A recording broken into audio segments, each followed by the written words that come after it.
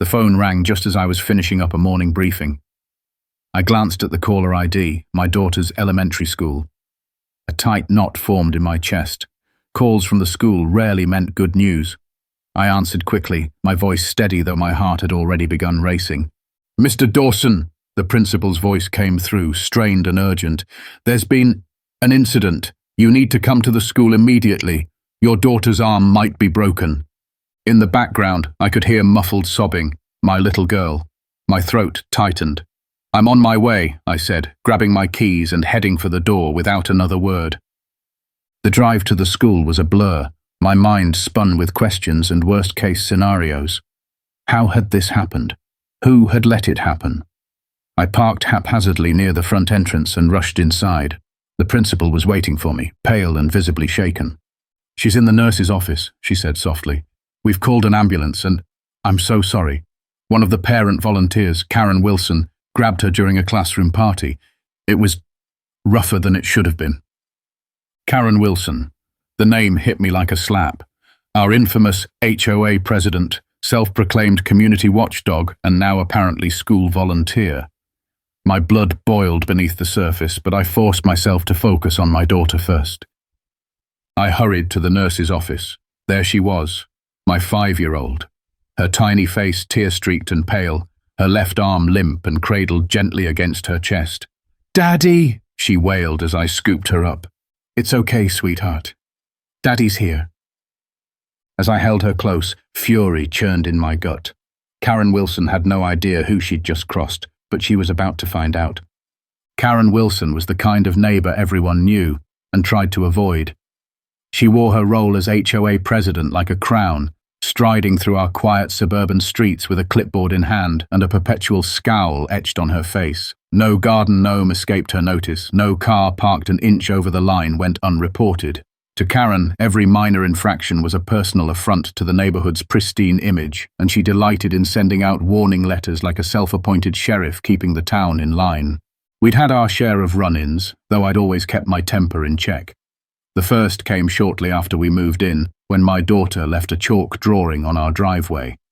Within hours, an email arrived citing HOA regulations on unsightly markings. Another time she scolded my wife for hanging a bird feeder that she claimed would attract rodents. These were the kinds of petty battles Karen thrived on, small exertions of power that let her feel important. But Karen's reach extended beyond HOA matters. Eager to cement her status as the community's moral compass, she volunteered at the local elementary school. It was her latest project, a way to keep an eye on the younger generation and, of course, remind parents of the proper way to raise well-behaved children.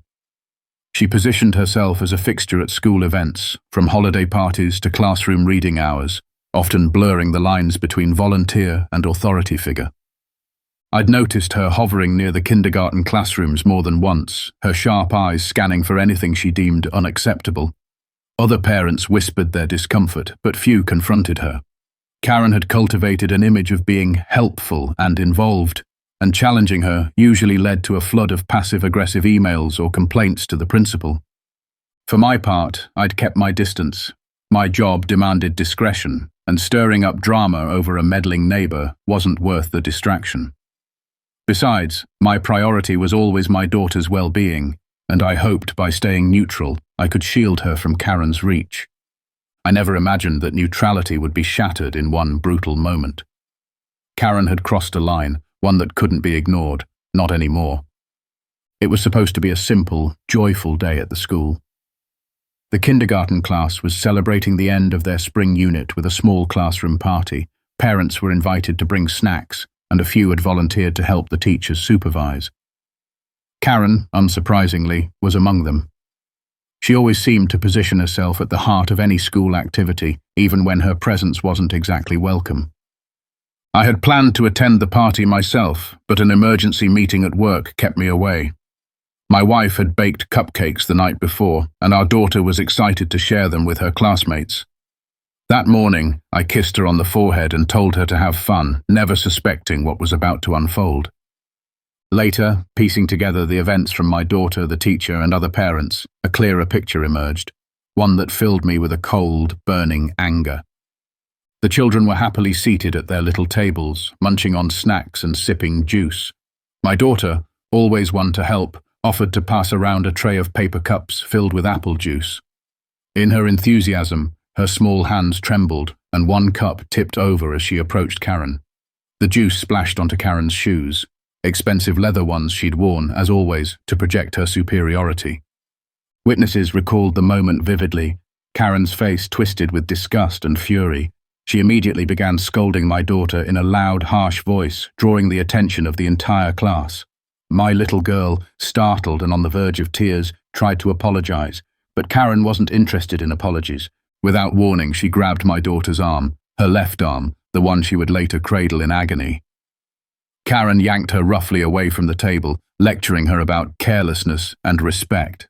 The force of the pull was too much for a 5-year-old's delicate bones. A sharp crack echoed in the room, followed by a scream so piercing that several children burst into tears. The teacher rushed over, horrified, and demanded that Karen let go. It was already too late. My daughter collapsed into the teacher's arms, sobbing uncontrollably, her arm hanging at an unnatural angle. An aide called the nurse and the principal while another parent dialed 911. Amid the chaos, Karen reportedly stood in shocked silence for a moment, as if realizing too late the consequences of her actions. But that didn't stop her from attempting to justify herself moments later, claiming that she had merely guided my daughter and that the child must have overreacted. When the principal called me, her voice trembled with remorse. I could tell she was struggling to convey the gravity of what had happened without completely breaking down. The ambulance was already en route when I arrived, my heart pounding with a mixture of dread and rage. In the nurse's office, seeing my daughter's tear-streaked face and hearing her whispered, "Daddy, it hurts so bad," I fought to maintain my composure. My training had taught me the importance of staying calm under pressure, but nothing could prepare a father for this.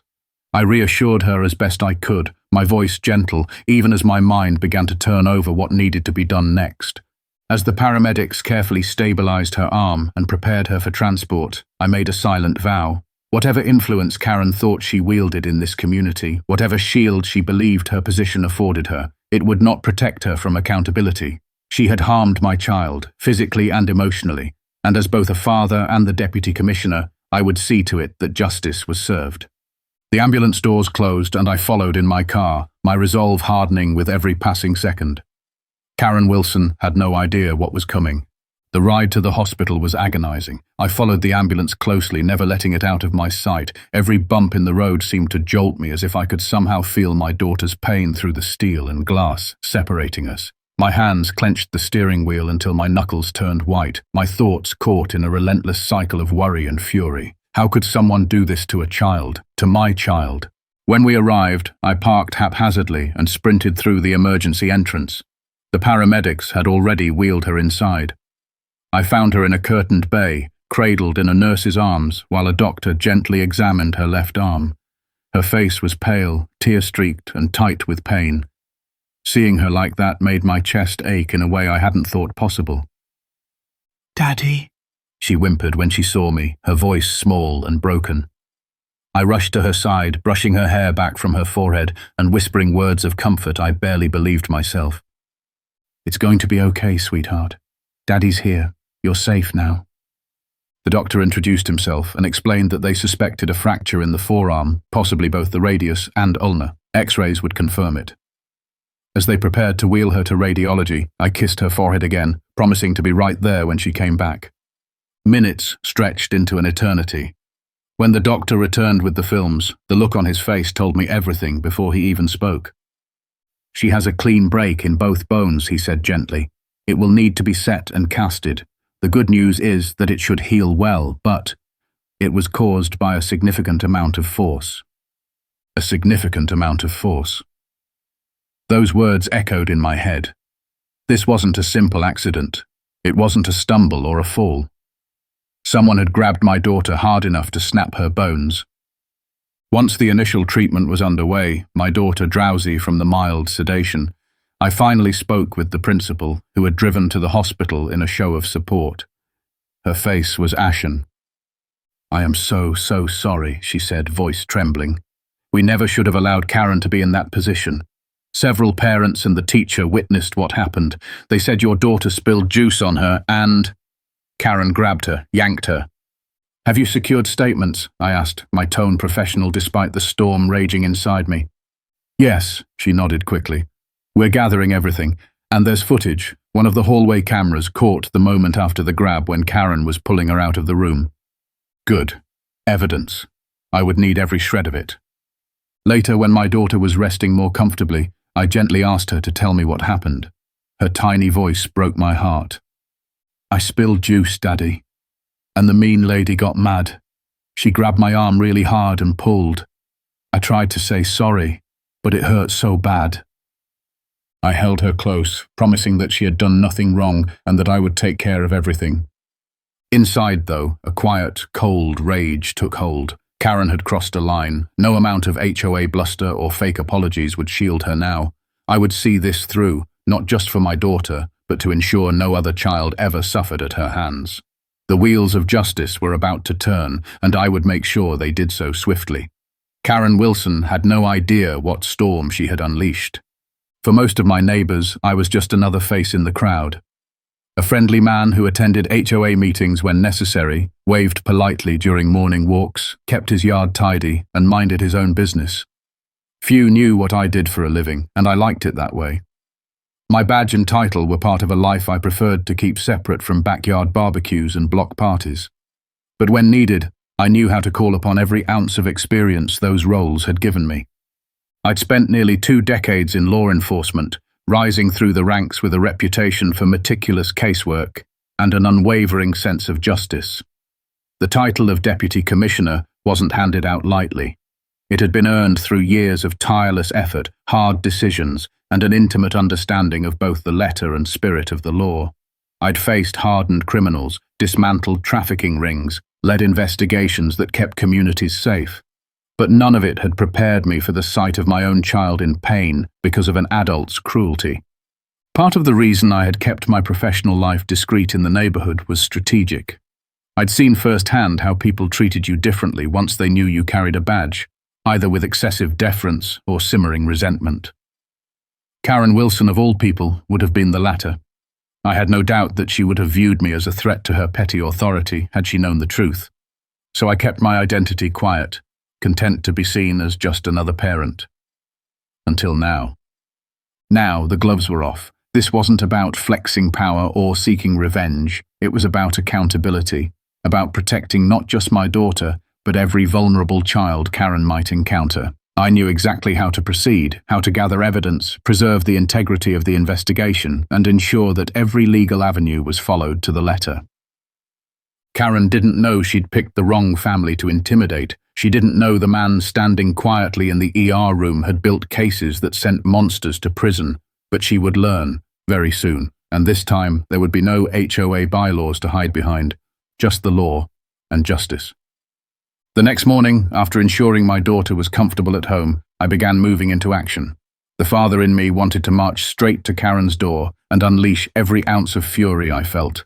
But the deputy commissioner in me knew better. This needed to be done right, by the book and beyond reproach. If Karen was going to face consequences, they would be inescapable and airtight. I started with the principal. She had already begun collecting written statements from witnesses. I requested copies of those statements for my records. I also asked about the security footage. The principal assured me that the footage from the hallway had already been preserved and locked down to prevent any accidental deletion. I arranged for an official request through the proper channels so the video could be used as evidence without questions about its chain of custody.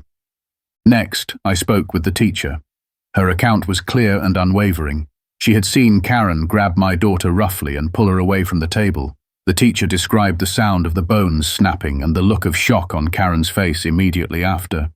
Another parent who had been helping in the classroom corroborated this, adding that Karen had tried to downplay the incident afterward, claiming the child must have twisted wrong or panicked. I contacted Child Protective Services to report the assault.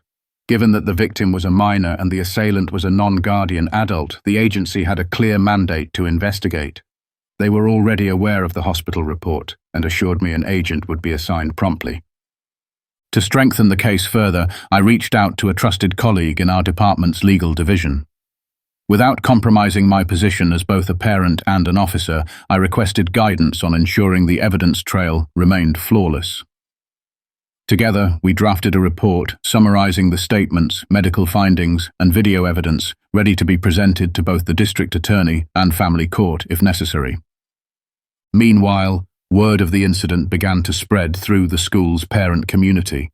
Emails and texts poured in, parents expressing outrage, offering their own observations of Karen's behavior at previous events, and pledging their support. One mother even forwarded a series of emails in which Karen had boasted about showing these kids discipline. I added those to the growing file.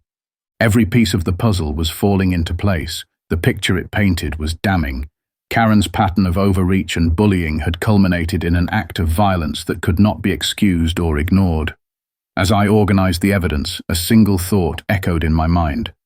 This was no longer just about justice for my daughter. It was about ensuring this never happened again.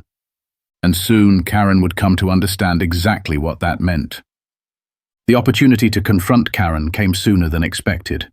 A hastily called emergency HOA meeting was scheduled that Friday evening, ostensibly to address the false rumors being spread about a recent school incident. The wording in the invitation was pure Karen, defensive and manipulative. I had no doubt she intended to spin the story, to regain control of the narrative before the legal process caught up with her. But this time, she wouldn't be the one holding court. I arrived at the community center early, dressed plainly but deliberately wearing my badge clipped discreetly inside my jacket. It wasn't about intimidation. It was about making it clear that this was no longer a neighborhood spat. It was a matter of law. When Karen entered, her usual confident stride faltered for just a moment upon seeing me seated near the front. But she quickly recovered, plastering on a smile that didn't reach her eyes.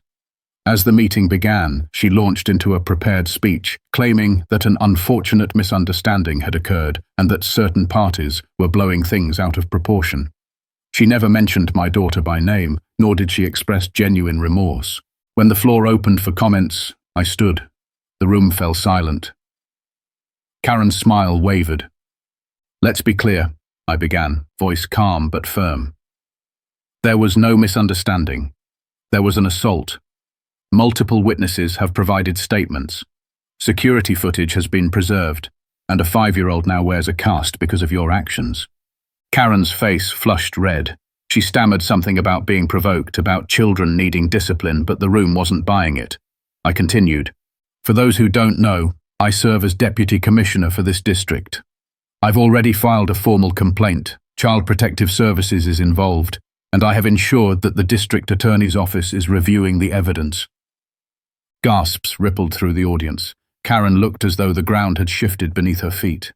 Whatever sense of invincibility she'd clung to was crumbling fast. "This is no longer a community issue," I concluded.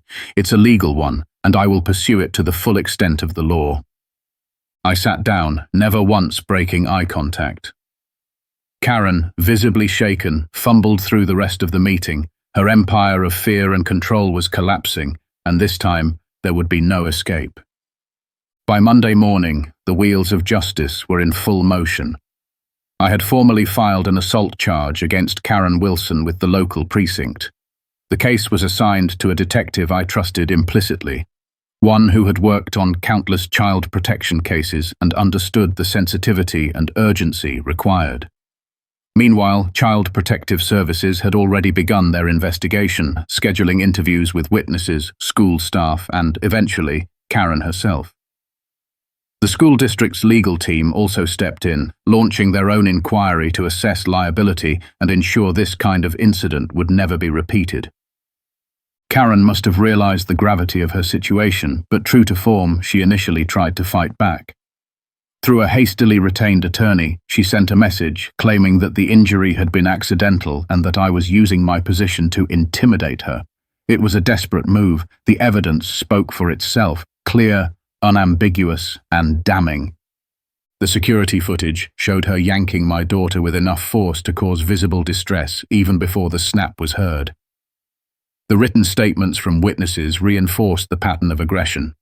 The medical report documented the severity of the injury and the likelihood that it was caused by external force.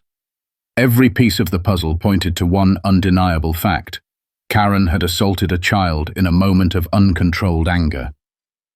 With the case building momentum, I also pursued a restraining order, ensuring Karen could not approach my family or the school grounds. The judge granted it swiftly, citing the overwhelming evidence and the clear risk of further harm. Word of the legal action spread quickly through the community. The fallout was swift and brutal for Karen. Parents who had once tolerated her overreach began speaking out.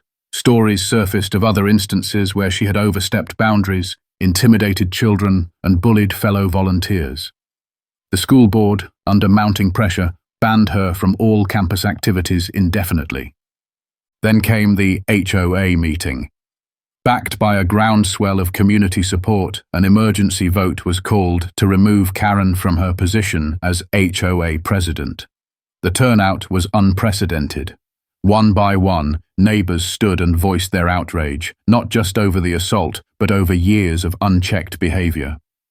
When the votes were counted, the result was decisive. Karen was removed from the board, effective immediately. The local media caught wind of the story next. A headline appeared in the community paper.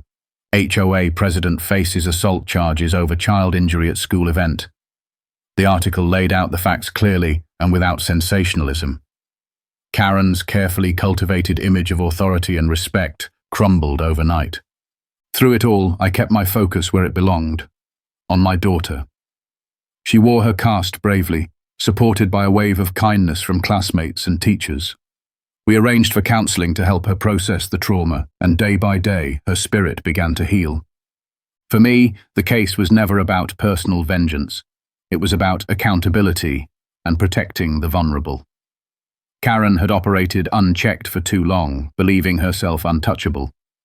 Now, stripped of her titles and facing criminal charges, she finally understood the consequences of her actions. And as I tucked my daughter into bed one night, her caste resting gently beside her, she whispered, "Daddy, the mean lady can't hurt me anymore, right?" I kissed her forehead and answered with unwavering certainty, "No, sweetheart, not ever again." In the weeks that followed, life gradually settled into a new rhythm. My daughter adapted to her caste with a resilience that amazed me. The first few days were hard. Simple tasks like brushing her hair or tying her shoes brought tears of frustration. But with each passing morning, her confidence returned. The support from her teachers and classmates made a world of difference. They treated her not as a victim, but as a brave little girl who had endured something unfair and come out stronger. At home, we focused on healing, both physical and emotional. Nights were the hardest. Sometimes she would wake up crying, memories of that terrible moment flooding back. I would sit by her bed, holding her hand, reminding her that she was safe now, that the mean lady couldn't hurt her anymore. Counseling helped too, a gentle, patient therapist who gave her space to voice her fears and rebuild her sense of security. For my wife and me, the experience had been a brutal reminder of how quickly life could be upended. But it also reaffirmed something deeper, the importance of standing up when it matters most. I'd seen many cases where justice was delayed or denied, where victims were left to fend for themselves. I was determined that my daughter would not be one of them. Karen's world, meanwhile, continued to unravel. The criminal case proceeded steadily, bolstered by the solid evidence we had gathered. The restraining order remained in effect, and the community that had once tiptoed around her now stood united in their rejection of her behavior. The school board implemented new volunteer protocols to ensure no adult could wield unchecked authority over children again. Through it all, my daughter taught me more about courage than I could have imagined. Her laughter returned, tentative at first, then fuller and brighter. She wore her caste like a badge of honor, decorated with signatures and drawings from friends who admired her bravery. One evening, as we sat on the porch watching the sun set, she looked up at me and asked, "Daddy, are you proud of me?" I hugged her close and whispered, "More than you'll ever know." And in that moment, I knew we were both healing, together. Looking back now, I realized this was never about my badge or my title. It was about being a father who refused to let his child suffer in silence. The law may have given me tools and experience, but it was love that fueled my resolve. When someone harms a child, any child, it is a violation that reaches deeper than broken bones. It steals trust, safety, innocence. That is a theft that must never go unanswered. Karen believed her position in the HOA and her self-appointed authority at the school would shield her.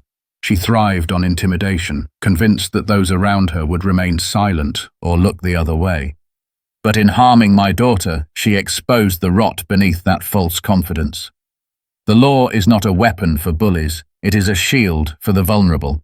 And sometimes it takes someone willing to raise that shield when no one else will. Through this ordeal, I witnessed something beautiful. Neighbors once divided by petty disputes came together. Parents found their voices. A school re-evaluated its policies to protect its children more effectively. My daughter, though young, learned that speaking the truth and standing up for herself mattered. She learned that her voice would be heard, and that justice, while not always swift, would find its way. For anyone facing their own Karen, remember this: you don't need a badge to stand for what's right. You need resolve, truth, and the courage to pursue justice through every proper channel.